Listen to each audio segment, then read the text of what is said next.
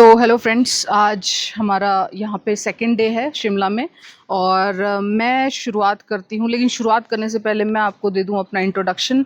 मैं हूँ मनीषा और मैं स्वागत करती हूँ आपका अपने channel money tree with Manisha पे। मेरा चैनल है शेयर मार्केट से रिलेटेड। चलो बिना देरी के अपना शुरुआत करते हैं अपना शेयर मार्केट न्यूज़ की। एनएफओ में गिरावट के बाद अब निवेशकों की नज़र कम जोखिम वाले फंडों में। एक्चुअली क्या हो रहा है, 2025 से जब से मंदी स्टार्ट हुई है ना, तभी से, और उसके बाद इंडो पाकिस्तान वॉर, ट्रम्प शुल्क, और उसके बाद अब थर्ड एक बड़ा क्राइसिस इंटरनेशनल मार्केट में है, वो ईरान इजराइल वॉर का है। और ऐसे में अब सबको निवेश तो करना है, लेकिन सुरक्षित निवेश करना भी प्रायोरिटी बन गई है, क्योंकि जहां आप निवेश करेंगे वहां आपका निवेश आपको लॉस का मुंह देखना पड़ेगा। तो इनका कहना है कि अब निवेशकों की नज़र कम जोखिम वाली संपत्तियों पे है। सबसे बड़ी और सबसे अधिक जोखिम वाली इक्विटी म्यूचुअल फंड श्रेणी सेक्टोरल और थीमेटिक फंड्स बन चुके हैं। अगर आप स्पेशली केवल किसी एक पर्टिकुलर सेक्टर या किसी एक पर्टिकुलर थीम में केवल पैसा लगाएंगे तो डेफिनेटली आपका लगाया हुआ पैसा रिस्क पे होगा, क्योंकि अगर उस पर्टिकुलर सेक्टर में किसी तरह की कोई लॉन्ग टर्म किसी तरह की दिक्कत क्रिएट होती है ना, तो आपको काफ़ी ज़्यादा दिक्कत हो जाएगी। वो सेक्टर शायद 2-3 साल की मंदी की तरफ चला जाएगा। करीब 1 वर्ष पहले इस श्रेणी को मजबूत निवेश मिला था। आपने देखा भी होगा, सारे के सारे जितने भी आपके म्यूचुअल फंड्स से जो रिलेटेड टू ये इंफ्रास्ट्रक्चर कह लो, या फिर आपका डिफेंस कह लो, या फिर इस तरह के रेलवे कह लो, इस तरह के जो स्पेशली थीमेटिक फंड थे ना, आपको 40% 50% तक का अपसाइड इनमें देखने को मिला था। शेयर्स ने बहुत ही शानदार प्रदर्शन किया था, चाहे वो मिड कैप हो, चाहे वो स्मॉल कैप श्रेणी के हो। लेकिन 2025 का साल इस तरह के थीमेटिक फंड्स के लिए बहुत दर्दनाक बन गया है। स्टॉक्स अपने ऑल टाइम हाई से 50% टूटे हुए हैं, और इस तरह से जो रिटेल निवेशक जिसने एकदम टॉप पे पीक पे जाके पोजीशन बनाई है ना, उनका हाल तो देखने लायक है। तो थीमेटिक फंड्स, जब थीमेटिक सेक्टर और शेयर परफॉर्म नहीं करेगा तो डेफिनेटली थीमेटिक फंड्स भी परफॉर्म नहीं करेंगे, क्योंकि अल्टीमेटली अगर किसी डिफेंस म्यूचुअल फंड में स्टॉक्स हैं तो वो BEL, BHEL, भारत इलेक्ट्रॉनिक्स और HAL और इसी तरह के जो जितने भी डिफेंस के स्टॉक्स हैं उनके हैं। अगर इंफ्रास्ट्रक्चर के का फंड है तो उसमें इंफ्रास्ट्रक्चर के स्टॉक्स हैं। लेकिन ये साल जो खास करके मंदी का होता है, मैं आप लोगों को आगे के लिए भी बता रही हूँ, अगर कोई मंदी का साल है तो उसमें सेक्टर स्पेसिफिक ना होके आपको डाइवर्सिफाइड सेक्टर्स की तरफ पैसा लगाना है।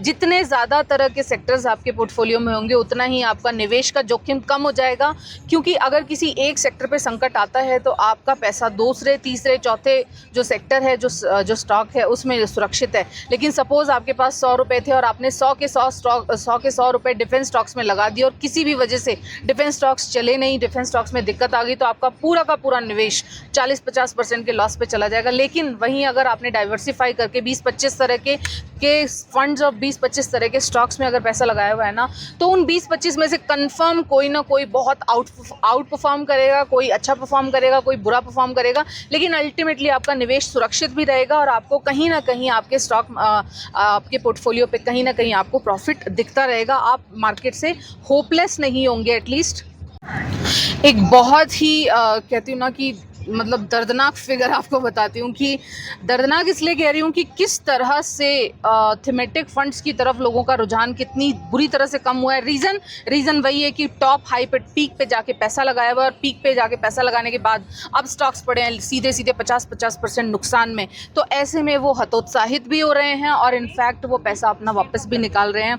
देखिए, जो निवेश थीमेटिक फंड में पिछले साल 1.5 लाख करोड़ था, वो 1.5 लाख करोड़ से घट के महज 19,000 करोड़ रुपए रह गए हैं। आप देख रहे हो कितना बड़ा रिटेलर्स की तरफ से रुझान देखने को मिला है, नेगेटिव रुझान देखने को मिला है। जहां लगभग 1.5 लाख करोड़ रुपया लगाया जाता था, वहां मात्र 19,000 करोड़ रुपए थीमेटिक फंड्स ने जुटाए हैं। तो ये एक साफ मजबूत संकेत है कि ये साल और अगला साल और इनफैक्ट अगले 2-3 साल, जब तक clear cut bull market start नहीं हो जाता ना, थीमेटिक फंड हो या थीमेटिक सेक्टर्स हो, आपको सेक्टर स्पेसिफिक पैसा नहीं लगाना है। अगर आपने सेक्टर स्पेसिफिक पैसा लगाया आपको बहुत दिक्कत हो जाएगी। तो ये अभी हम जिस पॉइंट पे हैं ये है इको पॉइंट, और अभी हम इको पॉइंट शिमला से जा रहे हैं जाकू वैली की तरफ। इन बिटवीन हम बातें करते चलेंगे अपने शेयर मार्केट पे, और शेयर मार्केट की भी स्पेशली हम कर रहे थे थीमेटिक फंड्स पे बात। थीमेटिक फंड्स में इतना कम पैसा आना रुझान तो दिखाता ही है, और इसी के साथ आपके लिए एक अलर्ट भी है कि ये पूरा साल 2025-26 का साल आपको थीमेटिक फंड्स और थीमेटिक सेक्टर में पैसा नहीं लगाना है बिल्कुल भी। चाहे आपका जितना भी मन करे, आपको भारत इलेक्ट्रॉनिक्स में सारा पैसा नहीं लगाना है। बाइंग सेलिंग रिकमेंडेशंस नहीं दे रही हूँ, लेकिन जस्ट आपको ये बताना चाह रही हूँ। मैं व्यू आगे का लेती हूँ क्योंकि मेरी शक्ल से ज़्यादा अच्छा आपको शायद व्यू लगेगा।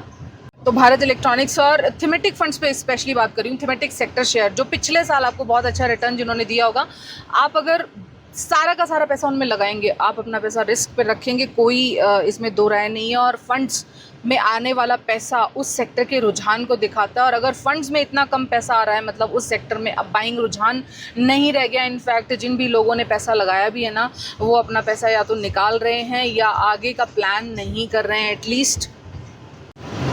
तो आगे बात करते हुए मैं आपको बताना चाहूँगी कि मिस्टर रूपी विद ऋषभ इन्वेस्टमेंट सर्विसेज के संस्थापक हैं ये ऋषभ देसाई सर। कहते हैं कि थीमेटिक और सेक्टोरल फंड में निवेश चक्रीय माना जाता है। मैंने आपको बताया था 2023-24 में बहुत शानदार रिटर्न दिए थे सारे के सारे डिफेंस स्टॉक ने, सारे के सारे इंफ्रास्ट्रक्चर स्टॉक्स ने, सारे के सारे रेलवे स्टॉक ने। लेकिन ये एक साइक्लिक सेक्टर है, 2 साल चलेगा और 3 साल सुस्त रहेगा। तो ये वो 2-3 साल जो है ना 2025, 26 और 27 का साल, ये इन सेक्टर में सुस्ती का साल है।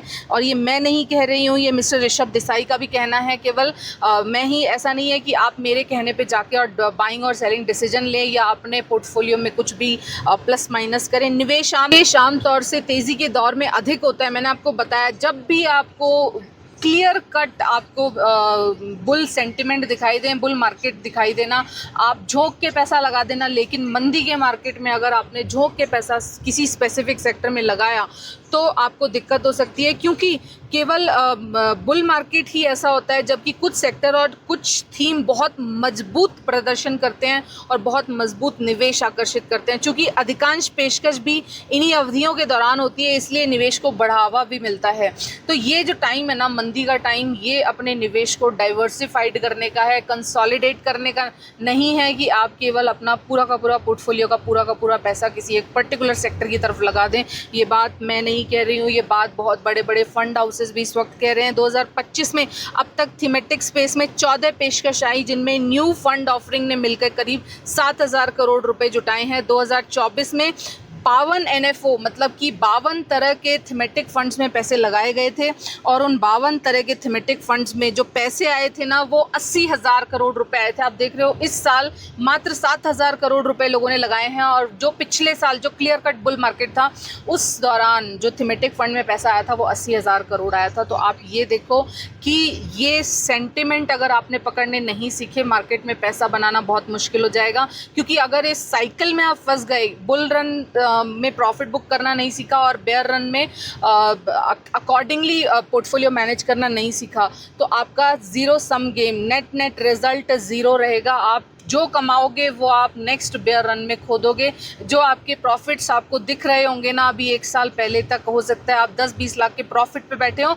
आज की डेट में या तो वो प्रॉफिट्स आपके ज़ीरो हो गए होंगे या वो प्रॉफिट्स आपके लॉसेस में चेंज हो गए होंगे। इसकी भी पूरी संभावना है। निवेशकों की घटती दिलचस्पी निवेशक संख्या में वृद्धि के मोर्चे पर भी दिखती है, और सेक्टोरल और थीमेटिक फंडों में शुद्ध मासिक आय खातों में वृद्धि, जो कि जुलाई 2024 में 23 लाख के उच्चतम स्तर पे थी, मई 2025 में घट के ये 10 लाख से भी कम रह गई है। आप देख रहे हो किस तरह से थीमेटिक फंड जो पहले 23 लाख खाते हुआ करते थे, वो अब घट के केवल 10 लाख और उससे भी कम रह गए हैं। तो आपके लिए ये एक बहुत बड़ा सबक होना चाहिए। अगर आप जानना चाहते हैं इस वक्त 2024-2025 में किन सेक्टर, किन फंड्स और किन स्टॉक्स में अपॉर्चुनिटीज़ बन रही हैं, किस तरह से प्रॉपर फंडामेंटल एनालिसिस किया जाता है, किस तरह से टेक्निकल एनालिसिस किया जाता है, कब किस फंड में, कब किस सेक्टर में, कब किस स्टॉक में कितना पैसा लगाना है, कितने टाइम के लिए लगाना है, कब एंट्री करनी है, कब एग्जिट करनी है, कब कहाँ सपोर्ट लेवल्स बनते हैं, कहाँ रेजिस्टेंस होता है, कब प्रॉफिट बुकिंग करनी है, कब एवरेज करना है, ये सारी चीज़ें मेरे कोर्स का पार्ट हैं।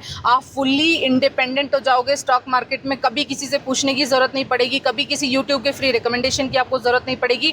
अगर आप मेरे नॉलेज से अपनी शेयर मार्केट की जर्नी को ब्यूटीफुल बनाना चाहते हैं, आप मेरे दिए गए नंबर पर मेरे से कॉन्टैक्ट कर सकते हैं। बहुत ही ब्यूटीफुल तरीके से अपने 15 साल के एक्सपीरियंस को 15 क्लासेस में मैं आपको बताने जा रही हूँ। बहुत ही अच्छा तरीका है, बहुत ही आपको डिपेंडेंट आप जो आज सब तरह से अपने डिसीजन के लिए लोगों पे डिपेंडेंट हो, यूट्यूब पे डिपेंडेंट होना आपकी डिपेंडेंसी ख़त्म कर देगा मेरा ये कोर्स। अगर आप ज्वाइन करना चाहते हैं मेरे दिए गए नंबर पे मेरे से कांटेक्ट कर सकते हैं। मेरी वीडियो अगर पसंद आई हो मेरे चैनल को प्लीज़ सब्सक्राइब कर लीजिए। वीडियो पसंद आई हो तो लाइक कर दीजिए, अपने किसी फ्रेंड के साथ शेयर कर दीजिए। आई होप आप ये सब करने जा रहे हैं। Thank you so much for listening. Have a good day, good night, take care, tata, bye bye.